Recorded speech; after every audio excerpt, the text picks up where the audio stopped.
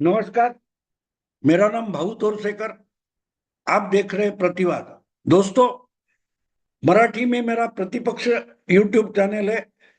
आज तक मैं उस पर ही हिंदी वीडियो डालता था। अब हिंदी के लिए मैंने प्रतिवाद ये नया हिंदी यूट्यूब चैनल बनाया है, जिस पर मेरे सिर्फ हिंदी वीडियो रहते हैं। तो जिनको मेरा हिंदी वीडियो सुनना है वो जरूर प्रतिवाद को सब्सक्राइब करें। दोस्तों, आज मैं नैरेटिव के बारे में बोलूंगा। आपको मालूम होगा कि लोकसभा चुनाव में महाराष्ट्र हो, उत्तर प्रदेश हो और दो तीन राज्य हो जहां बीजेपी का बड़ा भारी नुकसान हो गया। राजस्थान, हरियाणा वगैरह जो राज्य है जहां लगातार बीजेपी पिछले दो लोकसभा चुनाव अच्छा प्रदर्शन कर रही थी, अच्छी सीटें ला रही थी। उत्तर प्रदेश में तो आपको मालूम है, पहली बार 80 में 71, दूसरी बार 80 में 64 63। लेकिन इस बार बीजेपी पीछे चली गई और समाजवादी पार्टी एक नंबर का एक नंबर का दल बन गई। तो इसका कारण क्या है? बीजेपी के कुछ 32 आ गए, यानी अकेले उत्तर प्रदेश में बीजेपी ने 30-32 सीटें गंवाई। महाराष्ट्र में बीजेपी के 23 एमपी थे, वो घटकर 9 तक नीचे आ गए। हरियाणा में 10 सीटें थी, उसमें से 5 बच गई। राजस्थान में भी 5-6 सीटें गंवाई। तो उसका कारण बार बार बीजेपी के प्रवक्ता नेता बोल रहे हैं कि हम फेक नैरेटिव से हारे, वरना कांग्रेस या इंडिया अलायंस हमको हरा नहीं सकती थी। लेकिन इंडिया अलायंस ने, कांग्रेस वगैरह और उनके मित्र दल है, उन्होंने एक भ्रम फैलाया। और भ्रम का मतलब ही झूठा नैरेटिव बोलते हैं, फेक नैरेटिव। एक गलत धारणा जनमानस में पैदा करो तो जनता डर जाती है, और डर के कारण जो जनता रिएक्ट होती है, बाद में उसके समझ में आता है कि हमने गलती कर दी, इतना डरने की जरूरत नहीं थी, डरने का कोई कारण ही नहीं था। हरियाणा में किसान, पहलवान, जवान वगैरह वगैरह, यह देश में संविधान बदलने का और दलितों का आरक्षण निकाल देने का जो चर्चा चल रही थी, उसके परिणामवश बीजेपी का नुकसान हो गया। तो यही बात थी, इसको ही नैरेटिव बोलते हैं, यानी आख्यान। जो कथा हम देखते हैं, हॉरर फिल्म देखते हैं, तो हॉरर फिल्म तो पर्दे पर चलती रहती है। टीवी के घर में, टीवी के पर्दे पर हो या थिएटर में आप जाओगे तो बड़ा पर्दा होता है, लेकिन वो जो हमें दिखाया जाता है वो असल नहीं होता। हाँ, जो कुछ घट रहा है वो पर्दे पर घट रहा है, एक कहानी है, सच्चाई नहीं है, वास्तव नहीं है। जो कुछ हो रहा है उसमें हम नहीं होते, हम दूर बैठे एक कहानी सुन रहे, एक कहानी देख रहे, तो वो सच्चाई नहीं होती। लेकिन फिर भी एक भ्रम पैदा किया जाता है, एक आभास खड़ा कर दिया जाता है। और हॉरर फिल्म देखते हुए भी अनेक बार हम डर जाते हैं, थिएटर में बैठे भी डर जाते हैं, क्योंकि एक आभास होता है। और जितने कथा स्टोरी में हम इंटरेस्ट लेते हैं, उतना वो हमारे लिए रियलिस्टिक बन जाता है। उसी को ही नैरेटिव बोलते हैं, नैरेटिव बोलते हैं। सास बहू की जो कहानियां अलग अलग टीवी सीरियल में दिखाई जाती है, हम देखते, हमारे घर में देखते कि महिलाएं देखती है, सास बहू को सता रही है, बहू सास को सताने की कोशिश कर रही है, इनके आपस के झगड़े चल रहे हैं, उसमें से घर की बातें बिगड़ रही है, ये हम देखते हैं। और कई बार तो ये कहानियां देखकर रोने वाली महिला भी हम देख लेते हैं घर में। हमारे घर में महिला रोते हुए दिखाई देती है। हाँ, लेकिन कहानी खत्म, अपने घर काम में चले गए तो भूल जाते हैं वो क्या हुआ था। इसी को नैरेटिव बोलते हैं। कुछ समय के लिए ये नैरेटिव बड़ा प्रभावी हो जाता है, आप पर हावी बन जाता है, क्योंकि उस कहानी और सच्चाई आप अलग करके नहीं देख सकते। तो इसीलिए जनमानस बनाने के लिए ये एक आभास बनाया जाता है, नैरेटिव बनाया जाता है। आपको एक अच्छी सच्चाई बताता हूं। 10-12 साल पहले कभी तो एक कोका कोला की जाहिरात होती थी, इश्तिहार होता था कि जो आमिर खान एक बड़ा एक्टर है उसको मॉडल करके लिया था कोका कोला ने। और कोका कोला की अलग अलग जगह, कभी वो गुरखा था, कभी वो हैदराबादी था, कभी वो बंगाली था, या कभी वो गुजराती था, ऐसे अलग अलग कपड़ों में, पहराव में, वेशभूषा में आमिर खान उस एड में हमारे सामने आता था। लेकिन अलग अलग सिचुएशन, अलग अलग शब्दों में एक दो लाइनें कॉमन होती थी हर एड में। ठंडा मतलब कोका कोला। तो इसका एक कारण है, कैसे नैरेटिव पेश किया जाता है और हावी हो जाता है, उसका एक सबसे बड़ा एक नमूना है। तो अगर हम कहीं यूपी के गांव में हो, महाराष्ट्र के किसी गांव खेड़े में जाते हैं, या बंगाल या राजस्थान में जाते हैं, तो छोटे छोटे कस्बों में अगर हमको दोस्त के साथ है, अरे यार क्या लेगा, होटल में जाते हैं, क्या लेगा, ठंडा गरम लेगा, तो नहीं गर्मी है ठंडा ही लेंगे। तो वो आप क्या ऑर्डर करते हो उस होटल में, अरे यार दो ठंडा लाना, अरे दो ठंडा लाना, गरम गरम चाय लाना, दो ठंडा लाना, एक ठंडा लाना। तो हमारे मुंह में ना कि पेप्सी होता है, ना कि स्प्राइट होता है, ना कि कोका कोला होता है, ना कि गोल्ड स्पॉट होता है। तो हम ठंडा मंगवाते हैं, और उस होटल में जिस ब्रांड का वो ड्रिंक होगा, सॉफ्ट ड्रिंक होगा, वो किसी भी कंपनी का होगा, वो देगा। तो ठंडा जो बोलते हैं तो कोई ब्रांड नहीं होता। तो ठंडा, आपको ठंडा पीना है, कोल्ड ड्रिंक पीना है, तो ठंडा मत बोलिए, कोका कोला बोलिए। इसलिए लाइन क्या बनाई थी, ठंडा मतलब कोका कोला। तो उन्होंने अनजाने में हमारे दिमाग में, गांव खेड़े के लोगों के दिमाग में एक बात भर दी कि होटल में जाओगे, दोस्त के साथ कहीं भी जाओगे, तो ऑर्डर करना है तो कोका कोला करो, कोल्ड ड्रिंक मत बोलो, ठंडा मत बोलो। ठंडा मतलब कोका कोला ही बोलना। यानी कि उस होटल वाले का चॉइस निकालकर आपको दे दिया और बोला कि आप कोका कोला ही पियो। आप अगर कोका कोला मंगवाते हो तो आपको कोका कोला पीना पड़ेगा। तो इसको नैरेटिव, नैरेटिव यानी इश्तिहार की चालाकी होती है, एडवर्टाइज की चालाकी होती है। अनजाने में वो आपको ही उनके प्रोडक्ट का एक ब्रांड एम्बेसडर बना देते हैं। आपको ही बोलते हैं कि आप पियो पियो और दूसरों को पिलाओ। क्या पिलाओ, कोका कोला। ठंडा मतलब कोका कोला। तो ये नैरेटिव होता है। तो लोकसभा चुनाव में इसी नैरेटिव के कारण वोटिंग में थोड़ा बदलाव आ गया। जैसे कोरोना आ गया तो मास्क लगाओ, या और कोई बीमारी आती है तो ये दवाई ले लो, वो दवाई ले लो, गले में खराश है तो विक्स वगैरह, जो जो है विक्स फॉर्मूला 44, ये डायरेक्टली हमारे मत्थे मारा जाता है, तो उसको नैरेटिव बोलते हैं। और इसी तरीके से जो नैरेटिव लोकसभा के चुनाव में पूरे देश में फैलाया गया था, उसका फायदा कांग्रेस को और इंडिया अलायंस को मिला। और उसके खिलाफ बीजेपी ने तगड़ा नैरेटिव नहीं खड़ा किया तो नुकसान बीजेपी का हो गया, एनडीए का हो गया। लेकिन एक बार जो नैरेटिव लाया जाता है, उसका होने वाला परिणाम हो जाता है, तो वो नैरेटिव निकम्मा हो जाता है। बार बार वही नैरेटिव नहीं, हमने देखा आमिर खान ठंडा मतलब कोका कोला 10-12 साल हो गए, उसके बाद वही नैरेटिव उस कंपनी ने लाया नहीं। अलग अलग ऐड करते रहते, लेकिन वो नैरेटिव वही खत्म हो गया। उसके बाद वो नैरेटिव नहीं लाया गया। तो पर आजकल के चुनाव में पॉलिटिकल नैरेटिव बनने लगे कि संविधान हटाएंगे, संविधान बदल देंगे, आरक्षण हटा देंगे। तो डर का माहौल पैदा करो। आप काले हो, आपको गोरा होना है तो हमारा क्रीम ले लो। मर्दों को चाहिए कुछ ज्यादा, यानी औरतों को गोरा करने वाला क्रीम अलग, मर्दों को गोरा करने वाला क्रीम अलग। इस ढंग से नैरेटिव लाए जाते हैं। तो लोकसभा चुनाव में जो नैरेटिव था वो अब पुराना हो चुका है, वो निकम्मा हो चुका है।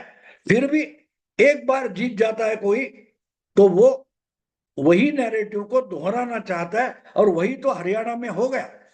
हरियाणा में वही नैरेटिव कांग्रेस ने पुश करने की कोशिश की। क्या?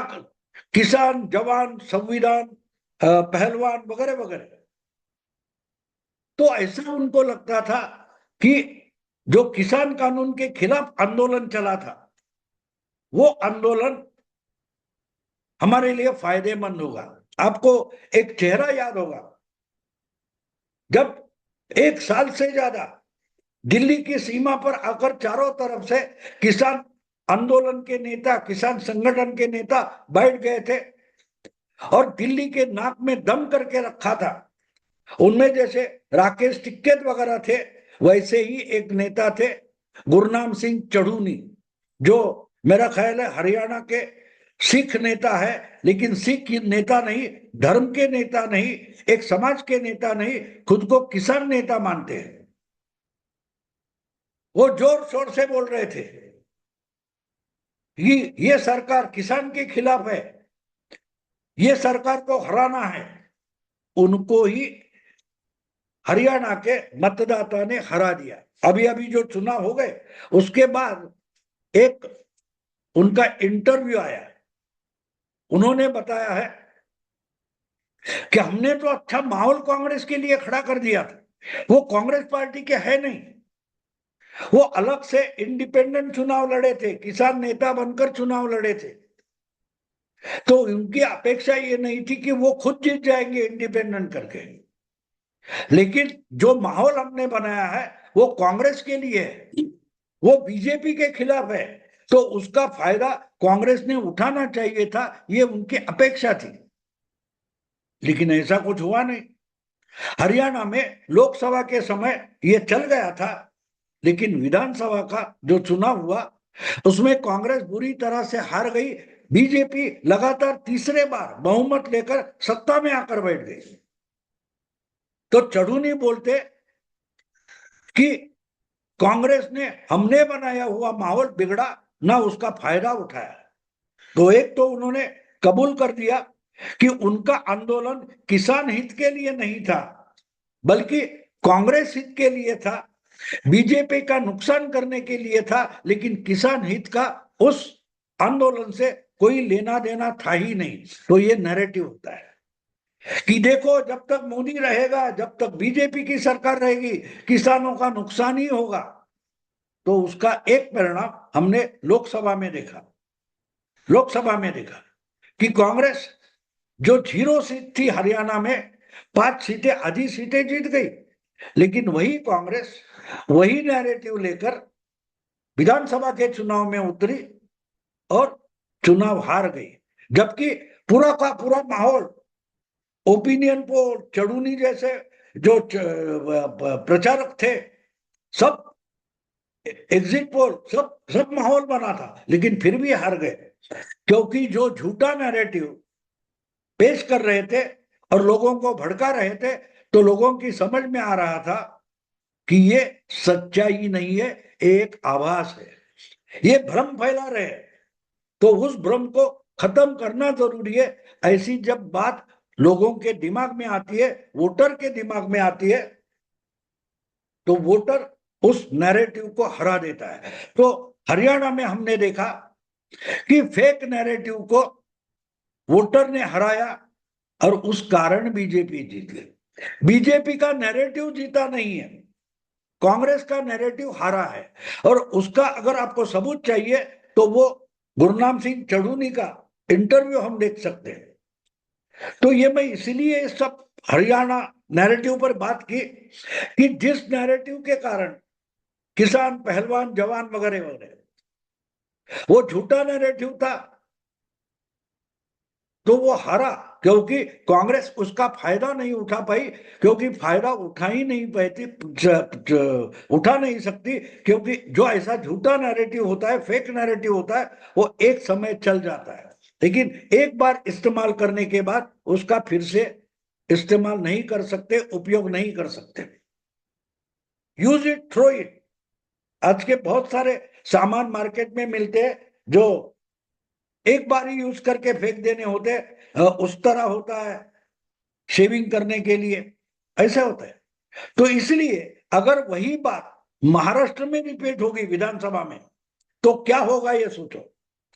जो चढ़ूनी या किसान आंदोलन हरियाणा में, पंजाब में एक नैरेटिव था कि मोदी सरकार किसानों पर अन्याय कर रही है, जवानों पर अन्याय कर रही है, वो लोकसभा में वो नैरेटिव चल गया था, लेकिन विधानसभा चुनाव में वो नैरेटिव चला नहीं। अगर चढ़ूनी का, किसान का नैरेटिव, कांग्रेस का नैरेटिव झूठा नैरेटिव अगर हरियाणा में लोकसभा में चलने के बाद अगर आउटडेटेड हो जाता है, निकम्मा हो जाता है, तो महाराष्ट्र में जो नैरेटिव चला था या चला ऐसे कहा जाता है, क्या वही नैरेटिव लोकसभा के बाद विधानसभा में चलेगा? जरा सोचिए। यह सोचना जरूरी है, तब आपको अंदाजा आ जाता है कि चुनाव के नतीजे क्या होंगे। लोकसभा जीत ली तो विधानसभा जीत जाएंगे, इतना आसान नहीं होता। तो अगर किसान आंदोलन, जवान आंदोलन अगर हरियाणा में फैल गया है, वो नैरेटिव फैल गया है, तो महाराष्ट्र में हम जिसको जरांगे नैरेटिव बोलते हैं, वो मराठा आरक्षण का नैरेटिव कितना फायदेमंद हो सकता है कांग्रेस और महाविकास आघाड़ी के लिए। एक तो बार बार कहा गया और अभी भी कहा जा रहा है कि भाजपा को या महायुति को महाराष्ट्र में नुकसान हो गया है, तो उसका सबसे बड़ा एक कारण यह है कि मनोज जरांगे पाटिल का मराठा आरक्षण का आंदोलन, यानी फडणवीस जो पंडित यानी ब्राह्मण है, ऐसा नेता महायुति में है और इसीलिए मराठाओं पर अन्याय हो रहा है। ये मराठा आरक्षण मिलने में ये अड़ंगा लगाकर बैठे हैं, इसलिए इनको हराना है, ये जरांगे पाटिल का नैरेटिव था और उसका फायदा, कुछ फायदा तो जरूर मिला है महाविकास आघाड़ी को। तो वो अगर लोकसभा में चल गया है, जैसे हरियाणा में किसान आंदोलन चल गया, तो वही नैरेटिव यहां मराठा आरक्षण के बारे में था, जिसको वहां हम किसान नैरेटिव बोलते हैं, इसको यहां मराठा आरक्षण या जरांगे पाटिल नैरेटिव बोलते हैं।